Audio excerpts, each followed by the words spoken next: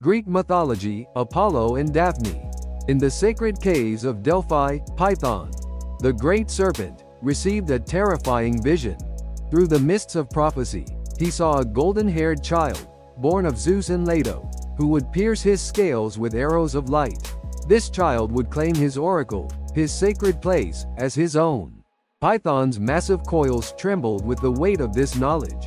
Determined to prevent this fate, Python slithered across the lands of Greece, searching for the pregnant Leto. His enormous body cast shadows over villages and forests as he hunted.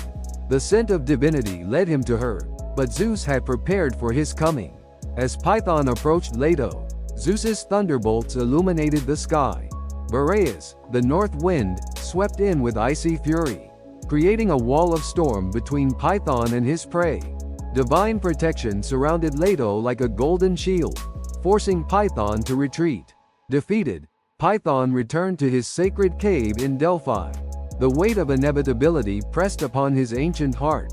His beloved wife Pythia waited in their sanctuary, her eyes filled with knowing sadness as he approached. In the halls of Mount Olympus, young Apollo, radiant with divine power, learned of his mother's suffering. Leto told him of how Python, the great serpent, had hunted her relentlessly before his birth, forcing her to flee across land and sea. Apollo's golden eyes blazed with righteous fury as he heard of Python's cruelty to his mother. Apollo forged 1,000 arrows in divine fire, each shaft burning with celestial light. His golden bow, a gift from Hephaestus, hummed with power as he prepared for his quest. As dawn broke, he descended from Olympus, his radiance casting long shadows across the land. Apollo strode through Greece, his feet barely touching the earth. The land itself seemed to bow before his presence, and mortals hid in awe as he passed. The sacred slopes of Delphi rose before him, shrouded in prophetic mists where Python dwelled. Python emerged from his cave, his massive coils blocking out the sun. Apollo's arrows flew with unerring accuracy, each shaft finding its mark in the monster's scales. The battle shook the mountain, Python's roars of pain echoing across the valley as hundreds of arrows of light pierced his ancient hide. With the 1,000th arrow, Apollo struck Python's heart. The great serpent fell, his body dissolving into the sacred earth of Delphi. Apollo claimed the oracle as his own, transforming the cave into his most sacred temple. Thus began the reign of the Pythian Apollo, god of prophecy and light. After Python's fall, Apollo found Pythia mourning in the depths of the sacred cave. Though she had been Python's wife, her gift of prophecy and pure spirit caught Apollo's divine attention. In her grief, she emanated a wisdom that transcended her serpentine nature. Apollo, moved by Pythia's nobility and grief, reached a decision that would shape the future of prophecy. Standing before her, his divine light growing gentle, he offered her a choice transformation into human form and a sacred role as his high priestess. Through Apollo's divine power, Pythia's serpentine form began to change. Golden light enveloped her as scales transformed to skin, her ancient wisdom preserved in human form. She emerged as a woman of profound dignity, her eyes still holding the depths of prophetic sight. Apollo led the transformed Pythia to a golden tripod within the temple's inner sanctum. He blessed her as his oracle, bestowing upon her the power to channel divine prophecies. The cave itself seemed to resonate with the new order, ancient stones gleaming with renewed purpose. As Apollo assumed his role as god of prophecy, Pythia took her place as the voice of Delphi. Together, they established the most famous oracle of the ancient world. From her seat upon the golden tripod, Pythia would speak Apollo's divine wisdom to all who sought guidance, from kings to common folk. However, fresh from his victory over Python, Apollo strode through Olympus with unprecedented arrogance. His golden bow gleamed at his shoulder, each step radiating pride in his achievement. When he came upon young Eros practicing with his bow in a sacred grove, his lips curled into a contemptuous smile. "Little love god," Apollo sneered, his voice carrying across the grove. "Why do you play with such powerful weapons? This bow is meant for true warriors like myself, who slay monsters and earn glory. Your arrows may spark love, but they cannot achieve the great deeds that mine have accomplished. Eros's childlike features darkened with rage. The young god's fingers tightened around his bow, his quiver containing the fateful golden and leaden arrows that could inspire love or repulsion. With divine precision, Eros selected 2 arrows from his quiver, one of pure gold to kindle undying love, and one of dull lead to inspire endless repulsion. His cherubic face masked a cunning worthy of the gods, as he spotted the beautiful nymph Daphne in the distance. In a flash of divine movement, Eros loosed his arrows with perfect aim.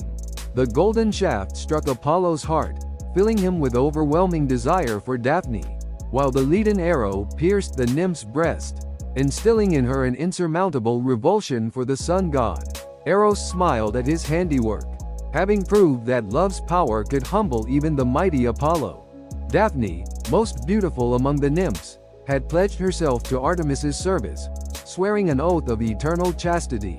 She spent her days in the sacred forests, hunting with her divine mistress, her heart content in the freedom of the wild. Struck by Eros's golden arrow, Apollo first glimpsed Daphne during a hunt. The sun god's heart burst with immediate, overwhelming love. His divine radiance intensified with passion as he watched her move through the forest with the grace of a deer. Yet Daphne, touched by the leaden arrow, felt only revulsion at his golden presence. When Apollo first saw Daphne, he was struck by her beauty and instantly fell in love. He began to pursue her, driven by an uncontrollable desire to make her his own. Apollo called out to Daphne, asking her to stop and listen to him, but she continued to run away. Daphne fled like the wind itself, her feet barely touching the forest floor. Apollo pursued, his divine passion making him relentless. Through valleys and over streams she ran, her hair streaming behind her like a banner of resistance. Other nymphs watched in terror as the sun god himself chased their sister. Daphne felt Apollo's burning presence drawing ever closer, his divine warmth like a scorching wind at her back. Her breath came in gasps, her strength beginning to fade, yet her resolve remained unbroken. She would rather face any fate than break her vow to Artemis or submit to Apollo's unwanted advances. As Apollo gained on her, Daphne grew more desperate and called out to her father, the river god Peneus, for help. Exhausted and desperate, Daphne cried out to her father, the river god Peneus, "If rivers truly have divine power, destroy this beauty that causes me such torment. Let me be free of this body that draws such unwanted attention." As Apollo's fingers nearly touched her hair, a heavy numbness seized Daphne's limbs.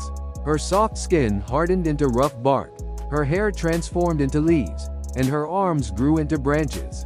She became a laurel tree, her feet rooting deep into the earth, forever beyond Apollo's reach. Standing before the freshly transformed laurel tree, Apollo's heart filled with profound sorrow. He gently touched the rough bark that had moments ago been Daphne's soft skin. In his grief, Apollo declared that the laurel tree would be sacred to him and that he would wear its leaves as a crown. He also promised that Daphne, now a tree, would forever remain green and her leaves would never wither. With reverent care, Apollo gathered the most beautiful branches of the laurel tree. His divine hands wove them into a circular crown, each leaf perfectly placed. As he placed it upon his own golden head, the leaves seemed to shimmer with newfound purpose. Apollo then took his beloved lyre, the instrument of divine music, and lovingly adorned it with laurel leaves.